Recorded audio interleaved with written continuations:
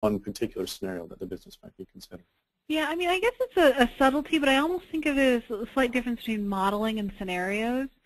So scenarios to me sort of have a future bent, which is, these are possibilities that could happen in the future. A model does as well, but a model tends to assume certain conditions, right? So the example you gave, you're assuming a condition of growth based on geographic expansion or based on capacity expansion. And so you sort of have picked some parameters and are modeling out.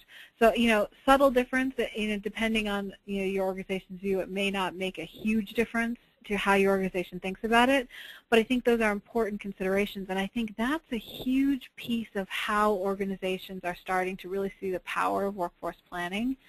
Because when you can bring in data around skills availability and cost of labor and things like that, suddenly, we've talked so much in the industry about the partnership, HR business partners, et cetera.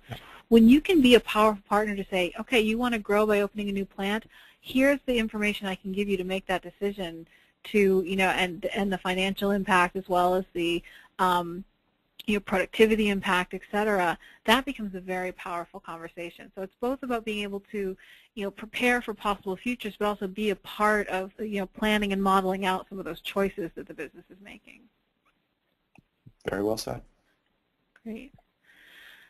So, that's a little bit of talking about what is workforce planning. Obviously, there's a lot of elements to it, but it really is about, at its core, I think, and David, if you agree, it's about that conversation about both the who and the what, and how can we connect the dots between where the business is going and the talent that's required to execute and get us there.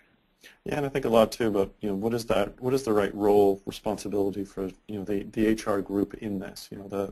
Who's leading that plan, who's stewarding the project perspective, process perspective,